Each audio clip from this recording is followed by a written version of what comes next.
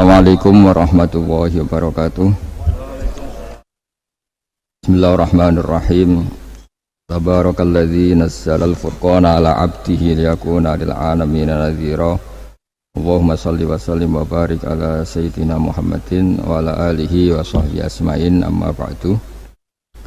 Yang sangat kami hormati Staf Khusus Menteri BUMN Bapak Arya Sinulinga. Ini ada Pak Aryo, ada Pak Bima, dan ada beberapa pejabat dari BUMN, juga teman-teman dari BUMN, semua pekerja, semua yang ikut menangani BUMN yang saya hormati. Di sini juga ada PJ Bupati Rembang yang saya hormati, Bapak Imam. Saya ini tidak tahu kalau Pak Aryo itu pejabat BUMN. Tahunya saya itu pengikut Gusme. Jadi ini bagian dari ya agak-agak kecelakaan itu. Jadi nggak mau khataman sendiri, nyuruh orang lain khataman. Itu khas pejabat itu. Jadi pejabat itu kalau punya karep itu biasanya gitu. Doa ya diorderkan, khataman juga. Ini makanya punya utang ini, harus kapan-kapan khatam sendiri. Jangan nyuruh orang lain apa khataman. Beliau sendiri mungkin gak khataman kayaknya. Tapi ini memang khas kiai ya. Jadi kalau di dunia khas kiai itu meskipun pejabat, kalau di depan kiai itu ya harus tetap kayak santri. Beliau beberapa kali ke sini dan tidak dengan status sebagai pejabat, sebagai santri. Saya tadi ngasih tag atau takbir dalam bahasa pondok supaya nanti diserahkan kepada putra-putra Gusmi bahwa tradisi yang beliau lakukan itu sudah benar sesuai referensi atau rujukan-rujukan kitab yang ada di beberapa pesantren. Saya sedikit cerita tentang hubungan pejabat dan kiai. Dulu Imam Malik itu ngarang kitab namanya Al-Muwatta. Itu dikarang 16 tahun. Jadi bisa dibayangkan, dikarang orang yang sangat alim, masih ngarangnya dalam waktu 12 tahun. Ditirakati, disolati, diteliti, diulang lagi sampai 16 tahun. Saking populernya kitab itu, seorang presiden, kalau dulu era khilafah ya, itu minta supaya Imam Malik datang ke istana mengajarkan Al-Muwatta ke putra-putra Harun Ar-Rasyid. Ini saya agak muji sisi benarnya Pak Aryo. Apa kata Harun Ar-Rasyid ketika didatangi ajudan presiden? Al-ilmu yu'ta la ya'ti. Ilmu itu disoani, bukan yang soan. Jadi ini ya agak benar lah, BUMN ini sudah benar ini, mau datang ke sini. Tapi jangan hitung utang. Saya pernah datang Gus, nanti kapan-kapan kau yang datang. Nah, itu enggak ikhlas kalau itu ngawur sekali itu kalau. Singkat cerita, Harun Rasyid itu datang. Imam Malik itu orang yang sangat menghormati ilmu, sehingga beliau duduk di atas, di sofa di atas. Karena Harun Rasyid itu presiden, khalifah, beliau ngiranya itu dipersilahkan duduk setingkat Imam Malik. Akhirnya beliau duduk berdampingan dengan Imam Malik. Kata Imam Malik sebelum ngaji, di mana-mana orang ngaji itu harus sopan, nggak boleh orang ngaji setara dengan gurunya. Turun Imam Harun Rasyid turun terus awal santri-santri. Baru Imam Malik mau mulai ngajar. Suatu saat Imam Malik itu datang ngurus KTP, datang ke istana. Kata Harun Rasyid, kenapa engkau tidak minta supaya kami yang ngurus? Kata Imam Malik, saya kalau urusan negara itu rakyat, sehingga saya daftar ya antri. Tapi kalau urusan ilmu, kamu santri saya. Jadi orang dulu itu sudah profesional. Jadi kalau Harun Rasyid pas ngaji sebagai santri, tapi kalau Imam Malik ngurus KTP ya sebagai rakyat, ya antri, ya beliau yang datang. Jadi itu sudah ada percontohan hubungan yang sangat elegan, yang sangat saling menghormati antara seorang umara, yaitu zaman itu Harun Ar-Rasyid, dengan Imam Malik. Padahal kitab Muwatta itu kitab yang sangat luar biasa. Akhirnya suatu saat anak-anaknya Harun Rasyid itu disuruh ngaji. Niku penggaweannya niku pekerjaannya itu suruh bawa kendinya Imam Malik kalau mau wudu. Pernah suatu saat Imam Malik wudu, yang mengucurkan air itu putranya Harun ar-Rasyid. Hanya dikucurkan ketika basuh wajah dan tangan. Pas Harun Rasyid lewat, dinasihati juga, halla ghusal taqaddamaihi, harusnya kamu tidak hanya mengucurkan untuk wajahnya, juga untuk kakinya. Padahal itu anak seorang presiden. Jadi betapa dulu itu harkat dan martabat ilmu itu sangat dihormati. Nah, kenapa demikian? Karena ilmu ini yang membentuk sebuah bangsa. Jadi kalau kita berpikir jernih ya, oke, kita ada BNN ya, polisi yang nangani narkoba, terus ada beberapa jabatan atau institusi negara yang bisa mengawal kecurangan, misalnya ada KPK, ada BPK dan sebagainya. Tapi tanpa masyarakat dibentuk kiai dan dibentuk norma-norma agama, itu capek. Mayoritas orang tidak mencuri, itu ya barokahnya dididik kalau mencuri itu dosa, kalau nanti masuk neraka. Sebelum ada KPK dan BPK, itu orang tidak nyuri ya sudah banyak. Karena memang nggak nyurinya itu faktor agama, bukan karena takut KPK. Artinya tanpa agama, tanpa nilai-nilai norma, itu nggak bisa kebayang Indonesia. Karena orang nanti nggak maksiatnya atau nggak salahnya itu takut aparat, bukan takut Tuhan. Makanya kalau guyonan anekdot khas itu, ada orang melanggar rambu-rambu, ketangkep polisi. Kamu tidak tahu kalau ini larangan? Ya tahu Pak. Kenapa tetap melanggar? Karena tidak tahu Bapak di sini. Itu menunjuk polisinya. Itu khas Indonesia. Jadi kalau nggak melanggar itu karena takut aparat, bukan karena kesadaran hukum. Tapi kalau urusan rambu-rambu itu seperti itu. Tapi kalau urusan orang tidak zina, tidak maling, tidak korupsi, itu hampir mayoritas orang Indonesia itu karena takut azab Allah atau takut dosa.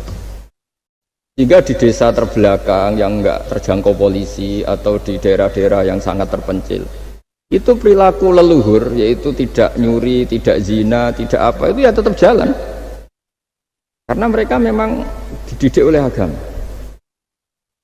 Sehingga keinginan kita terbesar adalah bahwa sesuai konsep Imam Ghazali, al-ulama wal umara tau'amani. Jadi ada sinergi lah antara ulama dan umara.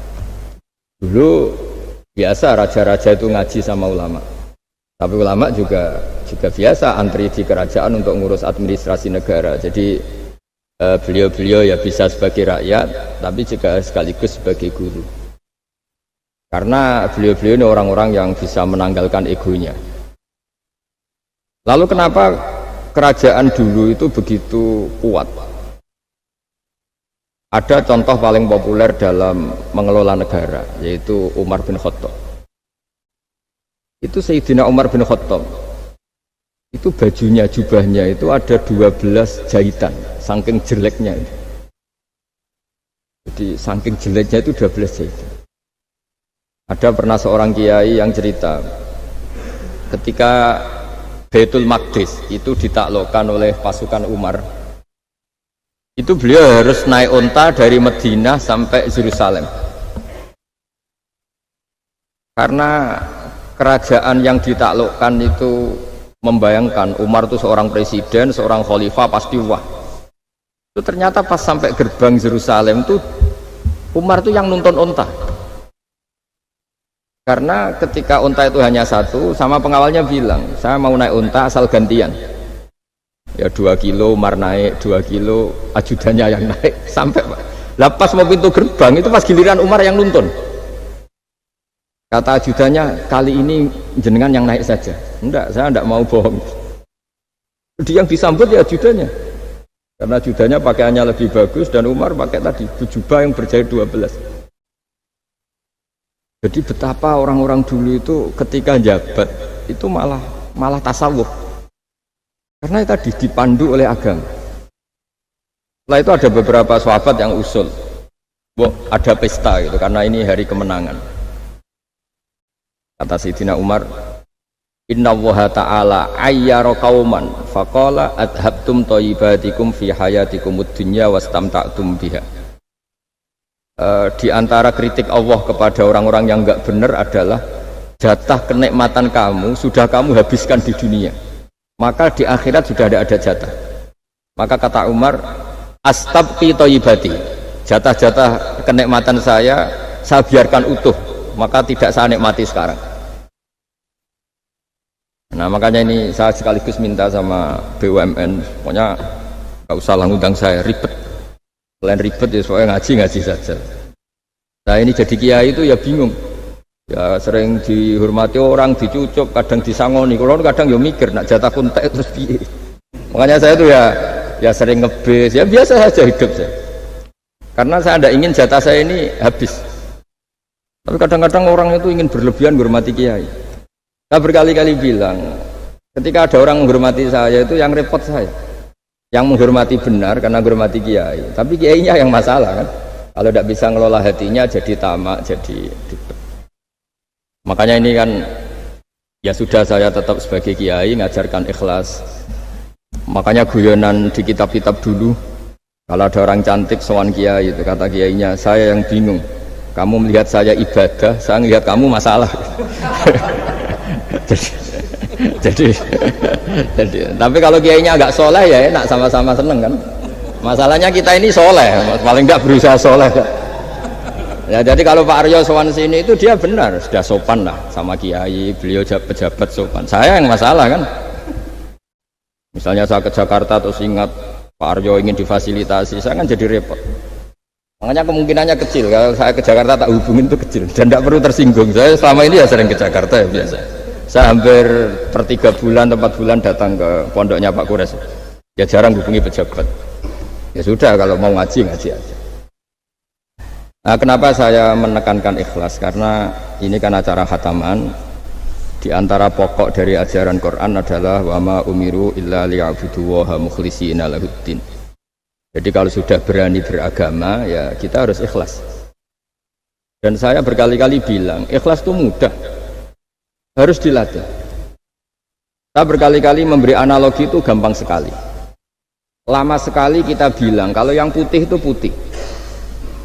Lama sekali kita bilang yang hitam itu hitam. Itu tidak ada yang gaji. Kenapa kita mengatakan tembok ini putih? Karena memang putih. Kenapa orang mengatakan peci itu hitam? Ya karena memang hitam. Itu tidak ada yang gaji dan semuanya ngomong seperti itu. Pas Anda ngomong Allah itu Tuhan, minta masuk surga. Pas hubungan dengan Tuhan itu selalu tidak ikhlas. Padahal kita biasa ngomong hakikat ini ikhlas. Kita ngomong tembok ini putih ikhlas, ngomong peci hitam itu. Pas ngomong kalau Allah itu Tuhan, minta surga. Padahal bedanya apa? Hanya sama-sama ngomong mengatakan sesuatu yang nyata. Jika saya berkali-kali bilang dan ini akan saya kampanyakan sampai saya mati. Di antara gejolokan Allah sama orang soleh. Jadi orang soleh itu nanti juga digojlok sama Allah. Kenapa kamu nyembah saya? Karena saya ingin masuk surga ya Allah. Yang satu ditanya, kenapa kamu nyembah saya? Karena saya takut neraka ya Allah. Berarti kalau saya tidak bikin surga, tidak ada bikin neraka, kamu tidak nyembah saya. Ya udah gitu Gusti, tempat nyembah jenengan. Tapi kadung keliwat alasannya itu. Makanya saya itu tidak pernah bilang ke anak saya gini, kamu harus syukur karena bapak dapat pekerjaan. Tidak pernah saya. Kamu harus syukur bapak punya uang, tidak pernah. Nanti syukurnya nunggu bapak punya uang. Kalau nggak punya uang nggak bapak, ribet. Maka ini yang bupati, yang pejabat tidak usah syukuran bapak naik pangkat, bapak direktur BUMN. Nanti kalau tidak sudah pensiun sudah syukurnya hilang. Nah, karena ini kan ngaji sama kiai ya, saya ajarkan khas kiai. Nah sampai sekarang ya tidak nikmati kebesaran nama saya atau apa, karena tadi memang harus dilatih. Kalau kita bisa mengatakan putih itu ikhlas, tanpa tekanan, tanpa imbalan. Kenapa pas mengatakan Allah Tuhan harus minta surga? Padahal Allah itu tetap Tuhan meskipun tidak menciptakan surga dan neraka. Nah dari pemahaman seperti ini, para mufassir itu tahu kualitas kalimat fattaquni ya ulil albab, takutlah kepada saya. Jadi kualitas kata fattaqun naro sama fattaquni itu bagi orang-orang hakikat lebih takut kalimat fattaquni. Kata orang-orang tasawuf neraka itu nanti, itu pun kita tidak mesti masuk. Tapi kalau Allah sekarang pun sudah ada. Jadi kalau cara berpikir orang tasawuf gini, ini karena Pak Bima mesti gak pernah belajar tasawuf, karena belajarnya nyari uang gitu. Makanya ini tak ajari cari tasawuf. Tadi sudah tak gojlok. Harus ngapalkan Quran katanya. Kalau cara berpikir tasawuf itu gini. Surga dan neraka itu muajjalah, itu nanti. Kamu nyembah Allah ingin masuk surga. Takut menghindari maksiat atau takut sehingga tidak maksiat karena takut neraka. Dan surga itu simbol ridhonya, neraka simbol bencinya, sukhtunya Allah. Terus kata orang-orang tasawuf cara berpikir, Allah itu sudah ada sekarang, mulai dulu sampai sekarang Allah sudah ada. Kalau Allah sudah ada berarti Allah sekarang ya bisa berstatus ridho ke kamu atau berstatus benci ke kamu. Kenapa takutnya nanti? Wong Allahnya sekarang kok takutnya? Ya sekarang juga. Kamu harus amal tuh nakdan. Nakdan tuh cash. Allahnya ada sekarang, ya ibadahnya harus ada sekarang. Makanya kata orang-orang tasawuf, andaikan Allah tidak bikin surga atau neraka, ya saya tetap nyembah karena surga itu simbol ridhonya. Bahwa surga itu nyata ada, ya nyata ada. Dengan segala fasilitasnya itu nyata ada. Tapi bahwa surga itu tetap kamu masuk surga karena cari ridhonya Allah. Kalau Allahnya sudah ada, berarti ridhonya sekarang sudah ada. Harus kamu cari sekarang, jangan nanti. Jika kadang-kadang orang yang ingin masuk surga itu ya kelasnya kelas amatir. Masyhur itu. Ada seorang wali masuk surga ketemu Allah ditanya. Karena wali ini biasa mensyafaati murid-muridnya. Ya Allah, kenapa murid-murid saya tidak kelihatan sowan jenengan? Murid-murid kamu ingin masuk surga karena ingin makan enak, punya bidadari cantik-cantik itu di sana. Tapi mereka lupa saya. Jadi akhirnya di surga tapi nggak ketemu Tuhan. Karena inginnya ya sudah trauma punya istri jelek, cerewet. Banyak loh orang yang masuk surga itu yang agak kacau. Enak sudah surga, nanti di sana nggak usah sholat, nggak usah puasa. Jadi sholat yang sekarang udah gak problem. Jadi banyak itu orang-orang Islam yang Islamnya mungkin imannya amatiran. Wah enak masuk surga, nggak ada subuh lagi, nggak ada puasa lagi, bebas. Itu kan kurang ajar betul. Jadi ibadah itu dianggap problem. Bandingkan di cerita dunia wali itu ada wali bertanya gini, ya Allah apa di surga itu ada sholat? Ditanya sama Allah, kenapa kamu tanya gitu? Kalau tidak ada sholat mendingan saya ada di surga. Dia tidak bisa bayangkan ada kenikmatan di atas sholat. Nah kalau jenengan kan nggak bisa bayangkan kalau di surga masih disuruh sholat. Sampai sekarang aja kita tahu berhentinya sholat itu kapan. Kalau sampean tanya gitu, kalau ingin berhenti sholat nggak wajib, majnun. Jadi orang gila langsung nggak wajib. Jadi artinya harus dilatih ilmu-ilmu tasawuf seperti ini supaya hidup itu nyaman. Hidup itu nyaman. Dulu Pak Imam ini ada Pak PJ Rembang. Itu dulu ada seorang raja didatangi ulama. Gimana cara saya tidak nikmati jadi seorang raja? Ulama nasihatinya gampang.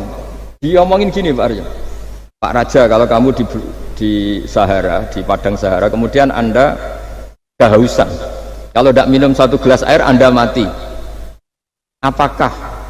Terus kemudian yang punya air bilang gini, kamu tak kasih air, tapi syaratnya kerajaannya kasihkan saya. Kamu kasihkan apa milih mati? Wah ya milih dikasih air, mendingan nggak jadi raja tapi hidup. Terus la tafroh bimulkin la yusawi kak samain. Kamu jangan bangga dengan satu kekuasaan, dengan satu kerajaan yang nilainya sama dengan segelas air.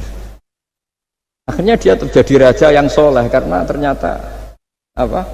La yusawi kak samain, tidak sama atau ya nilainya itu masih. Nah, kita yang rakyat yang tidak jabat, misalnya masyarakat, itu ya harus berpikir gitu. Orang tidak jadi bupati tetap hidup, nggak jadi pegawai BUMN tetap hidup. Tapi kalau nggak minum air itu mati. Dan rata-rata rakyat itu bisa minum air. Artinya apa? Kita dan mereka itu sama-sama punya nikmat yang pokok, yaitu sadur rumki, nikmat yang bisa mempertahankan kehidupan. Jadi nikmat selain itu tidak pokok.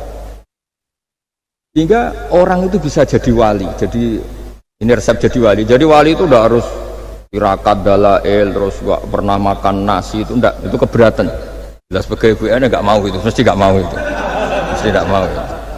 Ya enggak mau ya enggak bakat, jadi sudah pasti enggak mau. Ini saya tahu banyak tentang beliau. Pak Aryo itu bin Slamet dulu abahnya itu ditobatkan Gusmi, dimengertikan agama oleh Gusmi.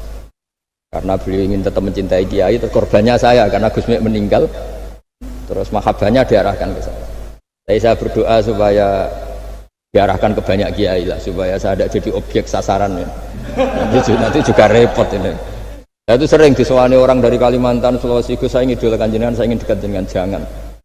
Ya sudah lah, pakai kiai lokal di sana aja, jadi sampai tidak ganggu saya, terus kiai lokal di sana juga tidak mahjub oleh saya, kata saya. Saya teruskan ya. Jadi dulu para raja itu dilatih oleh ulama, termasuk dilatih begitu.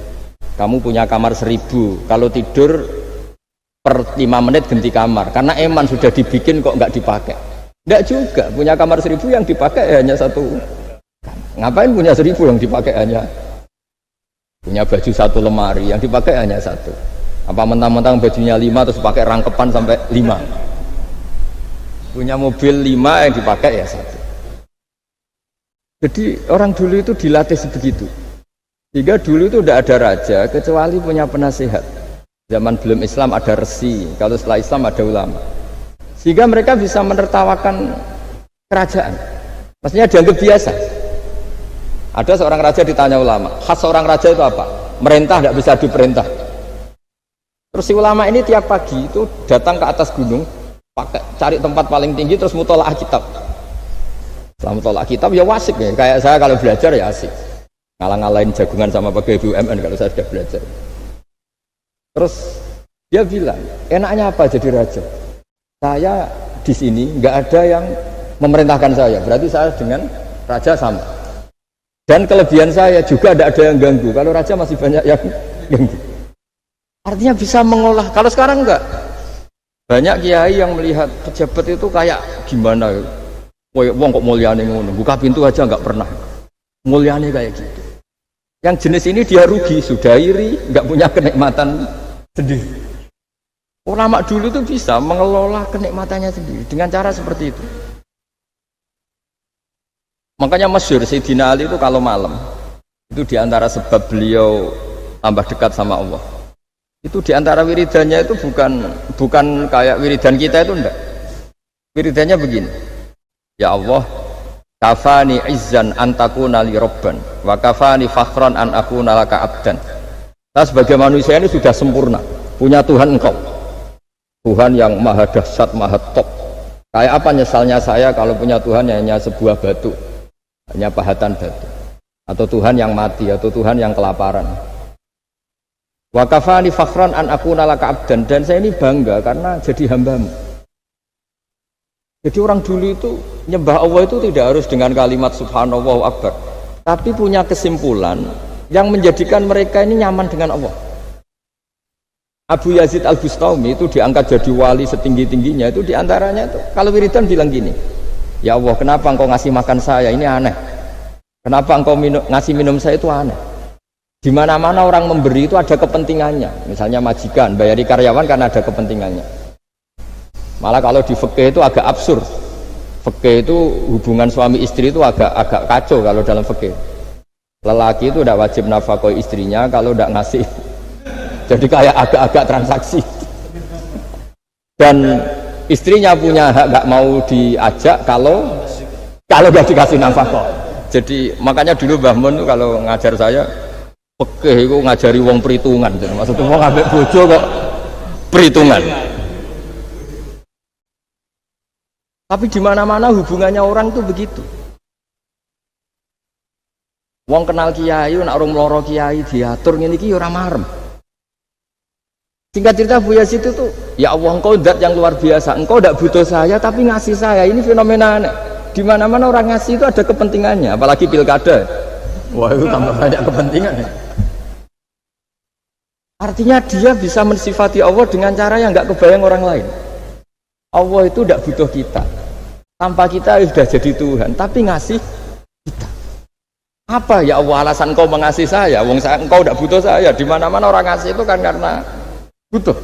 Misalnya kamu ngasih anak, apapun alasan ikhlas Anda ini karena nyaman, anak ini menjadi hiburan, tetap seneng ya. Ada unsur kamu itu dapat timbal balik, setidaknya seneng. Atau ngasih rival politik kamu, setidaknya ya karena safety lah kata tadi Pak Ari. Bergak berontak teman-teman. Pokoknya ada kepentingan. Tapi Allah ini zat yang nggak punya kepentingan, kemudian tetap ngasih. Dari situ terus dia punya cara mencintai Allah. Jadi wali-wali dulu itu punya cara untuk mencintai Allah. Dengan cara seperti itu. Makanya ada wali yang nangani orang-orang macam-macam. Kayak Gusme itu masyhur, beliau nangani orang fasik, orang macam-macam. Dulu itu ya ada seorang wali itu jadi wali karena beli narkoba. Tapi bukan untuk diminum, untuk dimusnahkan.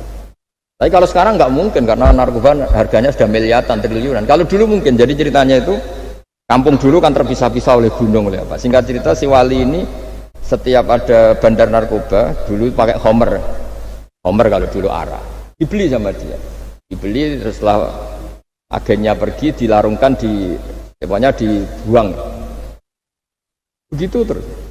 Suatu saat si pengedar narkoba ini heran, kampung situ itu selalu tak kirimin Homer kok gak ada yang mabuk,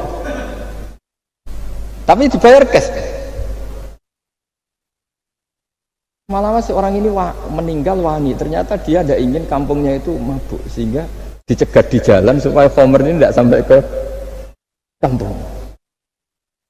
Sekarang kan tidak mungkin narkoba semahal itu. Tapi apapun itu kembali ke ulama dan umaro. Alhamdulillah di Indonesia itu ulama ya mati-matian supaya generasinya tidak terlibat narkoba dengan cara ditakutkan neraka. Umaro juga melakukan itu dengan cara ditakutkan penjara.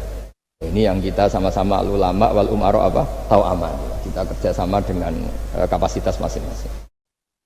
Jadi penting sekali ngaji seperti ini supaya kita tahu bahwa khazanah-khazanah kita tentang dekat sama Allah itu macam-macam. Ini khusus ijazah ini sama Pak Bima Pak Aryo itu. Dulu Ki Hamid Pasuruan terkenal wali. Dan di antara wiridan Dzikrul Filin ada beberapa kata yang dari Kiai Hamid. Jadi Dzikrul Filin itu kalimatnya utamanya dari Gusme Mbah Ahmad Siddiq, tapi ada beberapa kalimat yang dari Ki Hamid Pasuruan. Saya tahu banyak lah karena bapak saya juga temannya Gusme dan mbah saya kandung sepupu sama Mbah Hamid. Itu kalau ada orang sepuh-sepuh Pak Bima kayak jenengan Pak Aryo disuruh ngapalkan Quran, ya mereka protes. Masa saya hafal Mbah? Sudah lah pokoknya ngapalkan. Ada yang 2 juz mati, 1 juz mati, karena ya sudah sepuh. Suatu saat ada ulama yang tanya, kenapa Pak Hamid? Biar kamu dalam perjalanan di dunia tercatat ini bercita-cita hafal Quran. Jika kalau mati berstatus man salaka thoriqan yaltamisu fihi ilman sahalallahu lahu thoriqan ilal jannah. Orang yang mati berorientasi ingin ngaji. Tapi kalau kamu tidak punya orientasi ngaji kan di otak kita andaikan direkam Allah. Coba hati kita andaikan direkam Allah, ingin kaya, ingin punya gunung, ingin punya Alphard, ingin punya ini itu. Coba kalau itu nanti disetel di akhirat.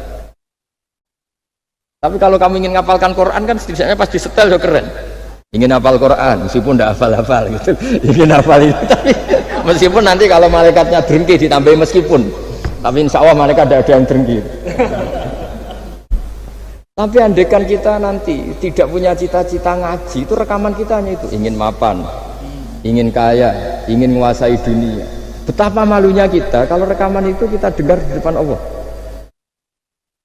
Padahal nanti niat ini yang dihitung. Faman kanat hijratuhu ilallah wa rasulih fa hijratuhu ilallahi wa rasulih. Orang yang orientasinya hijrah itu meninggalkan yang buruk menuju yang lebih baik, hanya untuk Allah dan Rasul, maka ya dihitung ke sana. Jadi misalnya Pak Bima, Pak Aryo ngapalkan Quran, hafal-hafalnya. Tapi berarti perjalanannya ini mencari ridhonya Allah, itu ditulis. Tapi kalau kita orientasinya ingin mapan, ingin sejahtera, ya ditulis. Ini ingin punya rumah 2, ingin punya rumah di berbagai provinsi. Ini coba kalau itu nanti direkam. Terus ditanya Allah, inginnya kamu apa sih di dunia? Dan itu bisa menjadi status kita. Ngeri kan? Kita ketemu Allah dengan status tidak pencari Allah dan Rasul, tapi pencari kemapan. Itu cara Mbah Hamid untuk mendidik supaya orang itu orientasinya kepada Allah dan Rasul. Disuruh ngapalkan. Ini Pak Aryo cerita, bapaknya hanya disuruh ngapalkan apa? Rabbana dzalamna anfusana. Itu semalam nggak hafal-hafal. Dan alhamdulillah nggak hafalnya ditiru anaknya. Susahnya kemarin pas ngaji sama saya di kamar saya, saya punya kantor di depan rumah saya. Ya nggak hafal-hafal. Bener-bener konsisten. Jadi dulu bapaknya itu ketemu Gus Mek di hotel, dia ajarin semalam nggak hafal. Akhirnya hafal tuh. Iya, tapi nunggu sekian tahun mungkin. Jadi yang penting, jadi ulama dulu itu pinter cara menuntun umat menuju Allah dan Rasul. Diajarin. Akhirnya ada dzikrul ghafilin. Penting orang itu menuju Allah dan Rasul. Setidaknya kalau direkam itu nanti saya ingin ya Allah dapat ridhomu. Kalau malam ilahi anta matlubi, ilahi anta maqsudi wa ridhoka matlubi. Meskipun semalam hanya dilafatkan sekali, setidaknya Allah mencatat, ya Allah engkau yang kami cari, ridhomu yang kami cari. Kalimat itu kalau terulang-ulang itu menjadi mental dan lama-lama jadi status. Daripada sebelum tidur, kapan ya sugih. Jare Pak Bima kapan gak jadi anak buah. Engkau nanti yang menteri ya mikir, semoga gak kena reshuffle, gitu terus pikirannya. Nah ini kan kalau ngaji saya menyinggung, yang salah tidak saya, sing ngongkor ngaji sopo. Saya makanya saya santai aja. Sampean kecewa malah bagus karena tidak ngel-ngelo saya lagi. Saya dalam hal ini itu anut mazhabnya Imam Syafi'i. Imam Syafi'i itu saya punya kitab namanya Diwanus Syafi'i. Itu kalau orang tidak senang itu paling bagus menurut saya. Pak Imam Syafi'i separuh kampung tidak senang jenengan. Ya bagus lah. Kalau nggak senang tidak akan utang duit, nggak pinjam mobil. Wong nggak seneng itu kan nggak mungkin pinjam uang. Saya pernah ketemu seorang bupati cerita ini, nggak perlu saya sebut.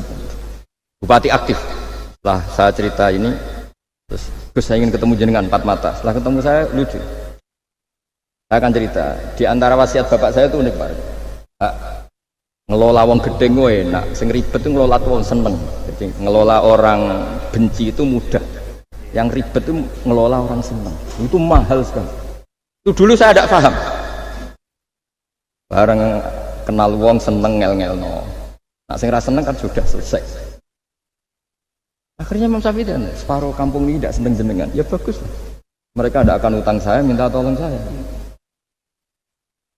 Artinya orang dulu itu jadi yang seneng dikelola untuk teman kebaikan, yang nggak seneng dianggap menjadi harga itu murah.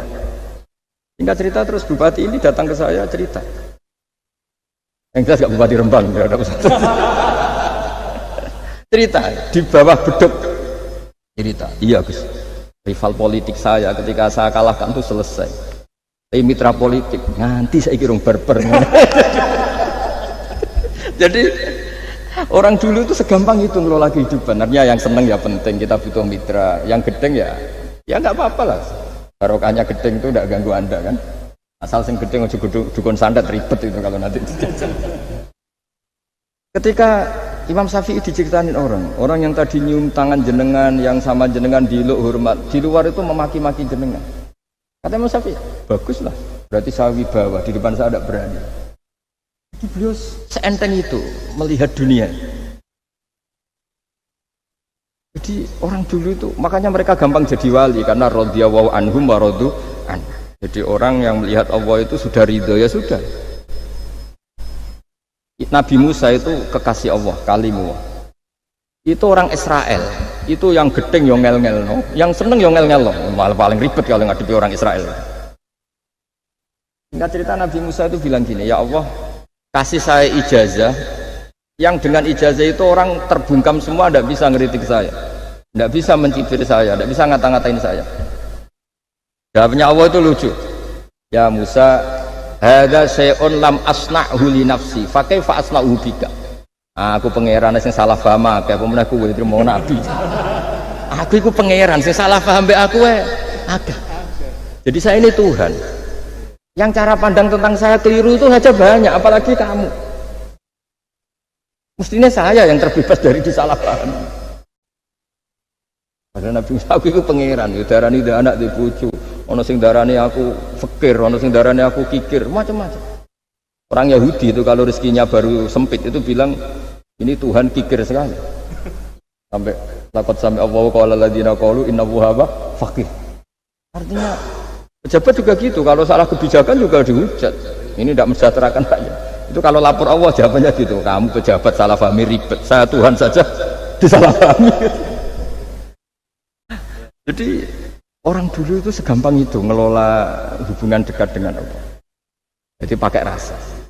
Jika Ki Hamid Pasuruan itu ngijazai orang-orang sepuh, ada yang dikasih wiridan, disuruh ngafalkan, nggak hafal-hafal. Tadi nanti misalnya mati kok belum hafal, statusnya ini penghafal wiridan, kan bagus.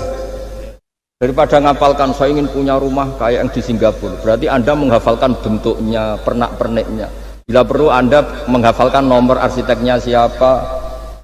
Masa Anda hafal tentang cari ridhonya Allah, hafal bangunan milik orang lain. Dan bayangkan punya. Kalau Anda mati pas seperti itu, berarti tujuan kamu ya untuk seperti itu.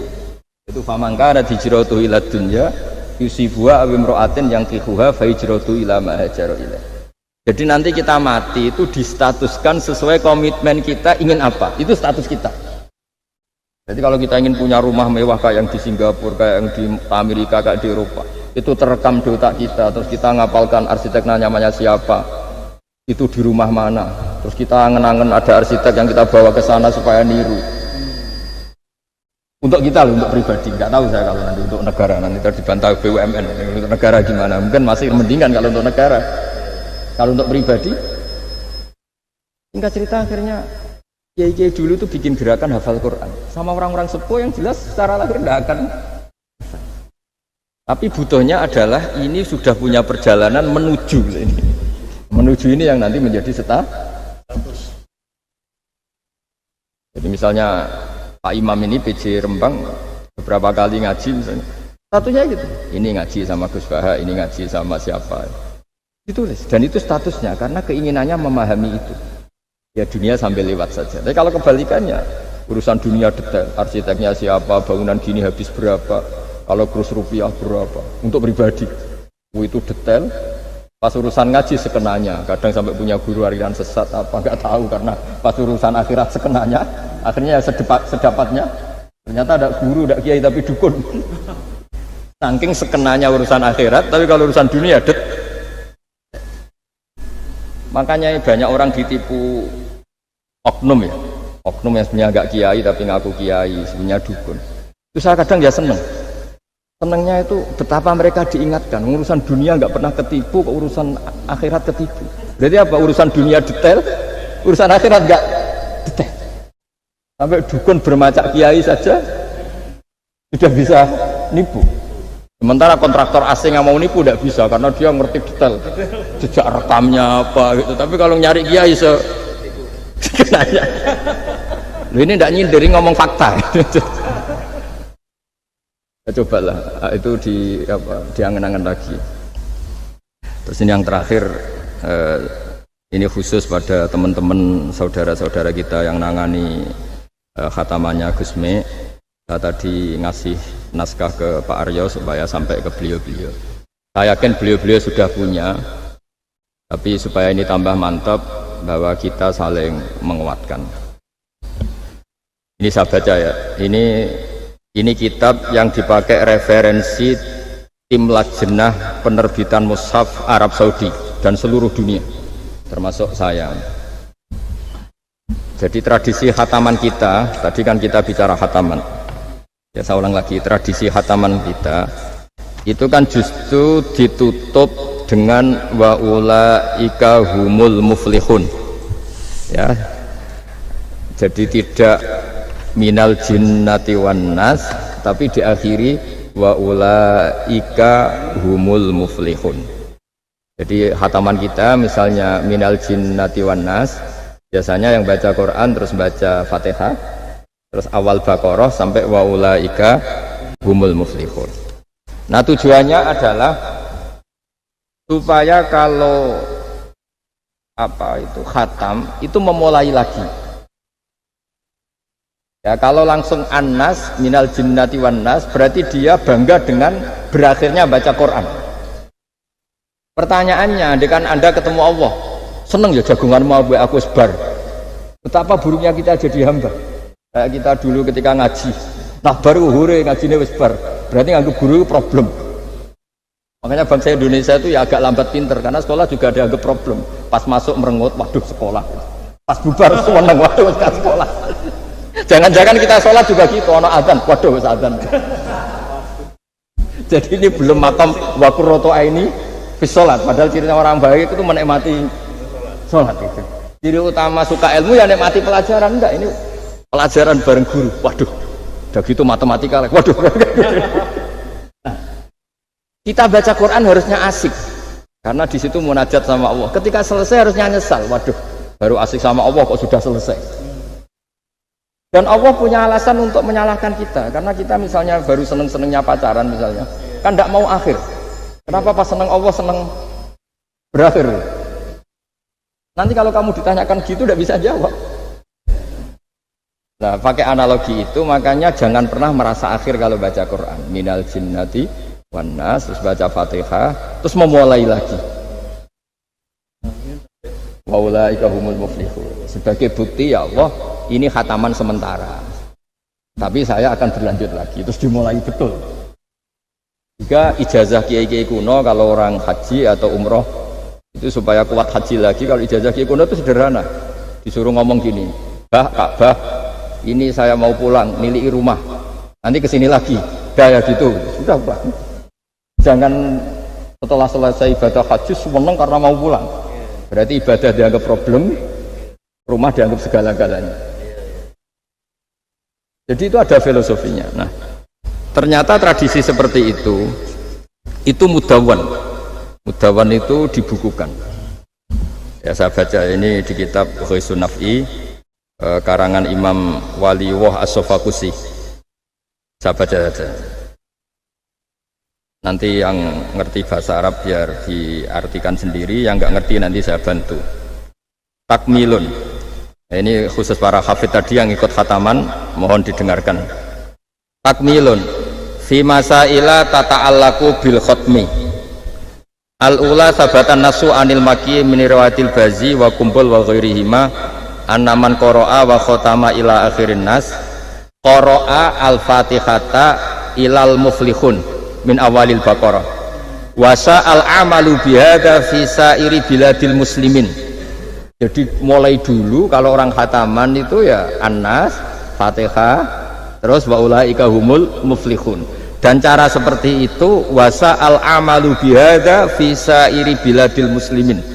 Semua negara dunia ya sama seperti itu.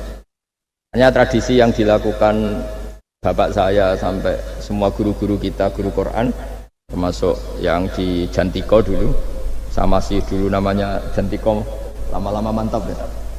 Itu sudah benar itu. Jadi mungkin teman-teman sudah melakukan tapi nggak tahu filosofinya. Ini saya bantu. Filosofinya adalah supaya kita tidak merasa mengakhiri baca Quran, tapi sekaligus memulai. Kalau nak kue niat ngakhiri tenan itu seakan-akan kan baca Quran itu problem. Terus ketika berakhir kita senang. Sholat juga gitu Pak Imam. Yang menjadikan umatnya Rasulullah Shallallahu Alaihi Wasallam dijamin surga itu diantaranya cara sholat begini Pak Arya. Saya hafal hadisnya itu. Absyiru ya ma'syaral muslimin. Ini kata Rasulullah. Hari ini Jibril muncul dan memberi satu pengumuman yang sangat menggembirakan. Apa itu? Umatku berstatus. Ya ini kata malaikat Jibril. Umatku berstatus. Mereka itu fa'alu faridotan wantadoru ukhra, melakukan satu fardu selesai atau addu faridotan wantadoru ukhra. Jadi misalnya tadi saya sholat subuh, status saya ditulis oleh malaikat Jibril, Hak tadi sholat subuh. Dan ketika saya ditanya, Hak kok ijek urip sampai jam 10, jam 11 ngenteni habis sholat duhur. Ketika sholat duhur selesai, orientasi saya ngenteni sholat asar. Begitu seterusnya. Hingga statusnya umatnya Nabi adalah addu faridotan wantazoru ukhra. Komitmennya adalah melakukan satu fardu dan menunggu yang lain. Berarti kita dihimpit di dua kebaikan. Kebaikan sudah kita lakukan dan kebaikan yang lain kita sekarang ngasih anak yatim. Di hati kita juga ingin mengasih lagi. Ngasih orang miskin juga gitu. Begitu juga kebaikan-kebaikan yang lain. Jika kita dihimpit di dua apa? Kebaikan yang kita lakukan dan kebaikan yang kita angankan ya, atau kita cita-citakan. Ya sudah begitu. Jika dengan cara seperti itu orang Islam itu nyaman. Bayangkan kalau kita berstatus punya rumah dan punya rumah lagi, ingin punya mobil lagi, berarti satu itu minat dunia wa ilat dunia, minat dunia ilat dunia. Itu kalau pas mati, pas khayalnya begitu, Allah posisinya di mana? Ya ini sudah siap ya, setor ya, kata mana? Siap Pak Bunga ya? Ya siap. Sampai berapa juz rencananya? 30 ya. Sampai 30 juz apa juz 30? Juz 30 dulu. Juz 30 dulu. Jadi sampai segitunya guru-guru kita memandu, makanya terus dilatih dzikrul ghafilin, dilatih apa supaya kalau kita biasa pergi kembali misalnya, rombongan kembali, mungkin kita istighfar. Buat sekali-kali rombongan datangin khataman Quran, datangin acara-acara, sehingga ada perbandingan. Nah, setidaknya saat kita salah itu tidak status, tapi zallah, bawaan manusia. Tapi status kita adalah faman kana hijratuhu ila Allahi wa rasulih fa hijratuhu ila Allahi wa rasulih. Nah, kemudian kenapa itu menjadi perilaku masif di seluruh dunia? Kalau khataman justru ditutup oleh awal Baqarah. Kan agak aneh khataman kok ditutup dengan permukaan atau permulaan. Ya. Itu terus beliau ini di beberapa kitab diterangkan anna rajulan qala ya Rasulullah ayul a'mali afdalu. Amal terbaik itu apa ya Rasulullah? Qal alaika bil halil murtahil. Terus wa ma halul murtahil? Qal sahibul qur'ani kullama halla irtahala. Amal terbaik itu adalah amal setelah selesai ingin melakukan lagi.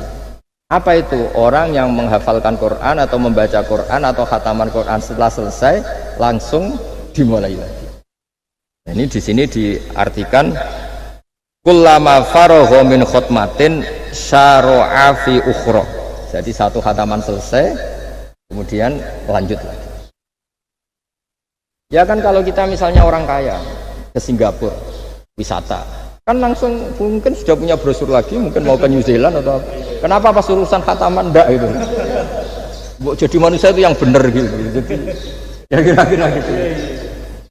Jadi ini teman-teman yang sedang khataman, bahwa perilaku Anda sudah benar. Memang mulai dulu zaman Rasulullah SAW sampai sekarang memang justru khataman itu ditutup dengan wa ulaika humul muflihun sebagai bentuk komitmen kita bahwa kita ingin memulai lagi, bukan berakhir di itu. Nah, saya kira demikian. Assalamualaikum warahmatullahi wabarakatuh.